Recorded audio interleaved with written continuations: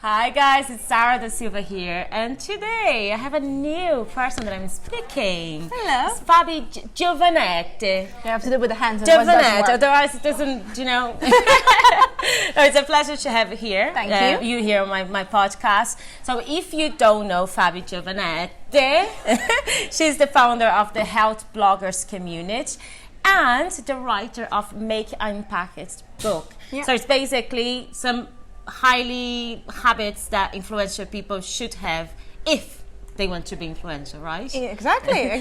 So for those who doesn't know you, would you share with me a little bit of your background? Of course. Do you want to? Of course. Thank you so much for having me. So my name is Fab, like the ice cream. What a name. I know, right? Have to live up to it every single day. Yeah. So I'm the founder of the Health Bloggers Community. I founded this 6 years ago. I am also, as a background, I'm a business mentor, a consultant, and I also am the co-founder of the Register of Health and Wellness Influencer with my friend Sarah Greenwich. What we do with the HBC, as you said, we kind of help people, just like my book, making an impact in health and wellness via the online world. So whether it's growing your audience or whether it's monetizing your content via courses or your visual content and working with brands, we really help people defining their path online and sharing the world of wellness. So it's something that I think nowadays is really important. It's almost like a new thing to do, isn't it? It's a new profession, it's a new market. Indeed, we work with loads of bloggers, influencers, and obviously health and wellness professionals who have a background or a qualification, but the amount of influencers and content creators we work with is massive because it's a new job. And what normally when an influencer comes to you, what they are looking for exactly?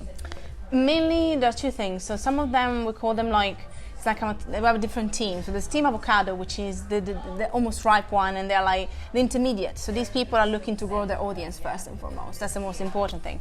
And then we got the extra level, which is Team Guacamole, which is our advanced peeps. And I love the name. It's not me, like actually my colleague came up with those. I have to be honest and give rights to where credit's due.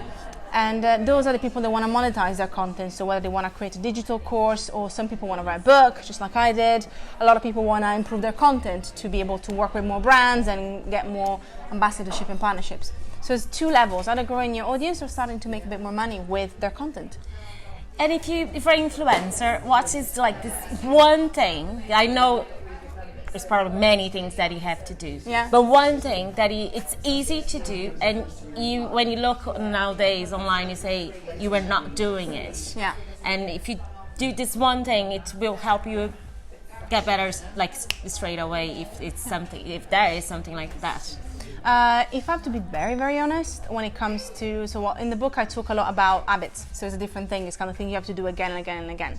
What I would say the most important thing, if you are whether an influencer, content creator, but even like a brand, just have a database of your own. This is a very practical thing. I like to give practical tips. It's all well and groovy to implement habits and do things and learn more and connect with people and interact. Great. But have something that you call your own. So we were talking actually earlier before this podcast about whether it's important to still have a blog. It's very important to have something that you call your own, where you can connect people through a database. So think about an email list. That's kind of what I usually recommend people, because Instagram could stop tomorrow, Pinterest could go down, and what have you got left? You have got nothing on your own. So having a database of people as a brand that you can talk to, that you can sell to, but also that you can share your content with is essential, because this database nobody can touch, is yours. Whereas everything else happens, everything else is not yours, and that's what we find. Like influencers are becoming less tied into the platforms, and they should use them, in my opinion, to grow their overall audience and their overall impact, rather than making that their sole goal. Do you see? Because I think even as I have Sara Da Silva is a personal brand, so you see a lot of me there. Yeah. And I think for a long time I was really trying to see what other people were doing and just copy it. Yeah. And then you get frustrated because why is not working? And I think just now I realize, well, actually what sells, it's me, and what people like to see, it's Sarah or you, or is the person that just doesn't really... No, well, copy never works for plenty of reasons, including copyright infringement for some things. Yeah. just to put it plain. But the thing is, people buy from people. remember this, people buy from people. So whatever you want to do, people are going to connect with you for your stories. In the book, the first habit, I talk a lot about stories because that's the most important thing for me. Because when you tell a story, people connect with you. And in the book, I talk about the reasons, the psychology of it, and why we connect to stories. So every single day on social, put it this way, or anywhere else, you are sharing a story, whether it's your own or stories of things you've learned.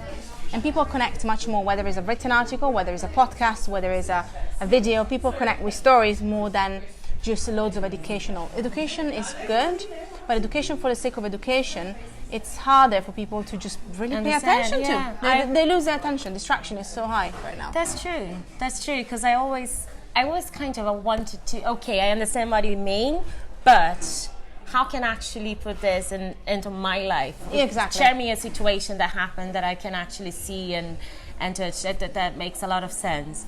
So what people that read that book would expect to get from it? So you get 6 habits. These 6 habits are taken from a pool of 1,500 influencers, including some highly influential people who are the people that are authors, book writers, influencers with massive deals, you name it. So different people like that, and then we got 1,000 quote-unquote normal influencers, so smaller people that might be content creators of health and wellness professionals. And I just saw which habits were consistent in which group. So some people, for example, in the group number 1 knew they had to do something, but they would not do it as well as the people that were highly influential. So I had about a pool of 8 to 10 habits, and then I took off the ones that I knew were not the ones that people would do consistently. And I found a pattern. Once I found the pattern, I go through each and every habit by giving practical steps, because I like, again, practical things, but also examples, and there are case studies as well for some of the people that are in our community and some people that I know. I'll be reading. Good. And I give my review. I knew it. Well, no, thank you very much. I just wanted really to talk to you and understand what is in the book, because I do think that a lot of people that I know and that actually follow me will be interested to know about it. And thank you for sharing. No worries, thank you for sharing. So if we want to find you, where can we find you? So if you want to find me, you can find me at Fab Giovanetti, which is my name. We put on just here. Interesting to spell as well.